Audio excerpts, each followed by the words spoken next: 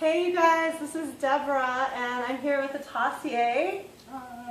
And we're just at the tail end of another amazing Ecstatic Dance LA, which Atasiea is co-founder and producer of, along with being a healer and teacher in LA, and your upcoming website is atasiea.com. Yes. Which you'll see that at the bottom of the screen. Oh, thank you.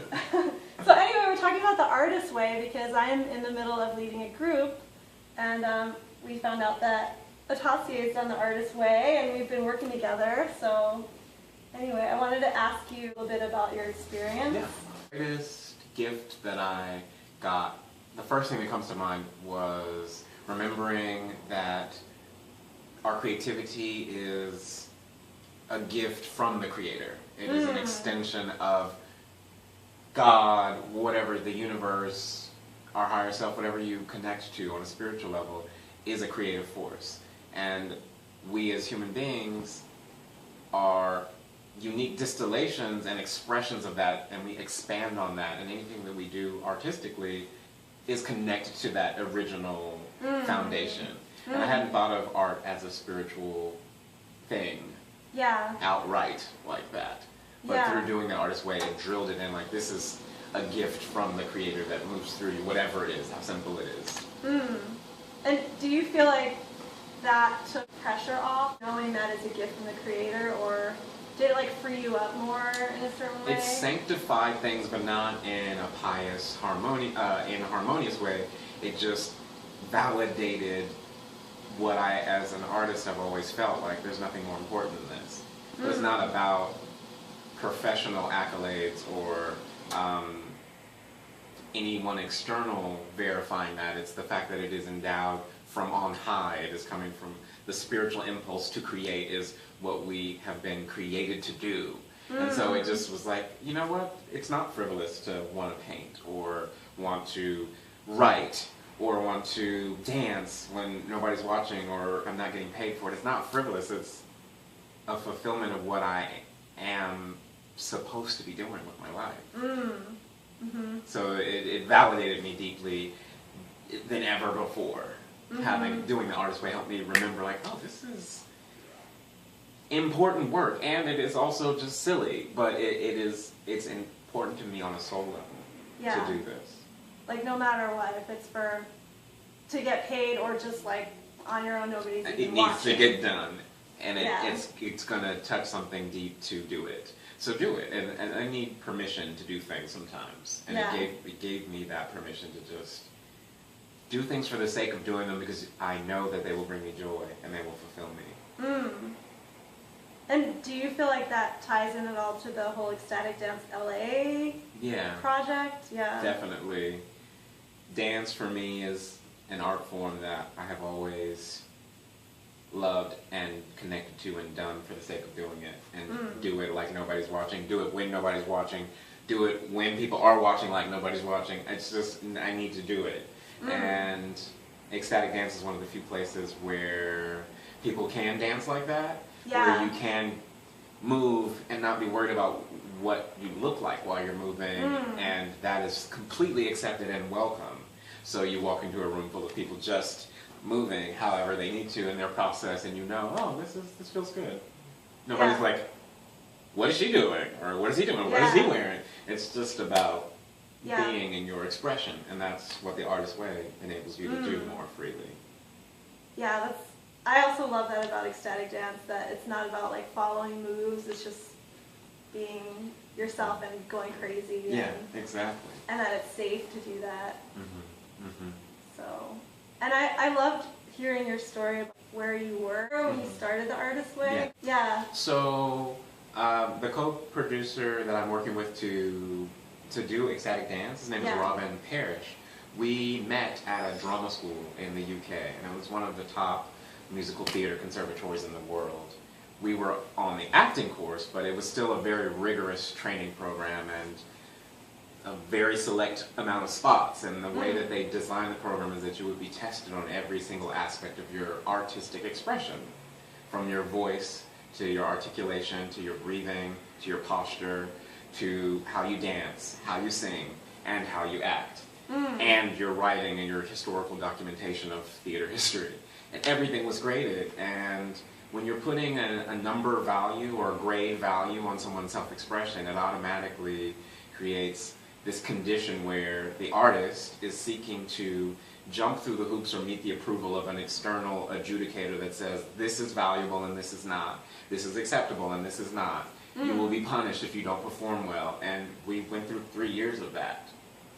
And at the end of that process, we were being encouraged to enter an industry where we would basically be sold to the highest bidder and perform for them based on the techniques that we had learned. And what we watched and felt and experienced happen in that 3-year period, from being young, excited artists with other artists from all over the world coming to train and dance and sing and do stage combat and play our hearts out on the stage, to the end of that process of people's souls were ripped apart. People didn't even understand why they know if they wanted to be an actor. And right at our last part of our training, we decided to do the artist way. It was during when our dissertations were due and when we were going to graduate. And throughout that 12-week process, our lives and our relationship changed so much, because we would meet every Sunday and go over the week's exercises and have a potluck and talk about it. And the synchronicities and the miracles that happened in that 12-week process totally permanently shifted our relationship with each other, and also our relationship to art and to our self-expression and our creativity and what we saw ourselves doing over the trajectory of our lives. Because there's a lot of processes in the artist way that have you looking 5 years ahead, 12 years ahead, moment to moment, day to day, week to week. What are you doing? What do you want to do? What do you want to do because you want to do it? And I had never given myself permission throughout that 3-year process to be that way. It was like, I'm doing this so I can get a C or higher on my voice assessment. I'm practicing my articulation so that I can speak in P when I do my such and such whatever for whoever. And that was just like so degrading. Yeah. So doing the artist way helped us to like wake up and be like, oh my God, what are we doing? We can do what we want to do. What do we want to do?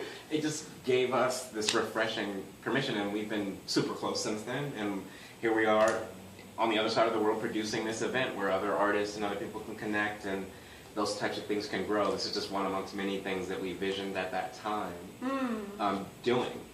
Creating an events production company and bringing festival-like experiences to people where, you know, spirituality and art can be flourishing together, and it's not about performing, it's just about sharing, you know? Those are things that we discovered that we wanted to do during that process. So amazing. Yeah. So you'd recommend, for anyone thinking about doing the artist way or in the artist way, you know, things can kind of come up and there's ups and downs, and do you have any advice for anyone that is in the artist way or thinking about doing it? Definitely my number one thing is to do it in a group. Yeah. Because a group will create a sense of camaraderie.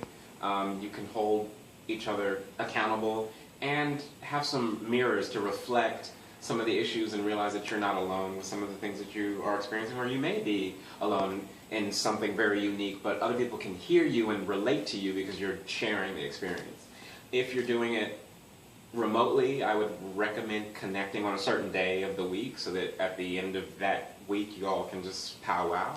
Yeah. If you're doing it with people in the same area, I still say pick a day and have a potluck and just share what happened in your exercises. Yeah. So that's my top recommendation, is do it with a group. Yeah. And other than that, is just do it. Yeah. I got told for years to do it. And then when I was writing my dissertation in college, someone, an underclassman, delivered it to me and said, I'm not ready to do this, but I just felt like I needed to deliver it to you. And I was like, this is the time for me to do this. It was like the 7th time someone had told me, and she delivered it. And so I knew it was the time. And it was, you know, so if it's not the time, you might feel like, oh, I'll wait, but definitely do it. Just do it. It's worth it. Thank you so much. You're welcome. Thank you. I appreciate it. Yes. So I feel like if you want to I'll put ecstaticdancela.com. That's the event that you're co-producing and that I'm doing food for. Yeah. And my website is debramazer.com. So if you want to learn more about me, you can head over there. And like you said, my website is coming out soon. It's going to be called Atasiea.com. That's ATASIEA.com. and I will have my teaching and yoga and energy healing and massage information and how you can contact me for my services on that website. Awesome. So thank you. Thank you so much. Yay. Yay. Bye. Cool. Bye.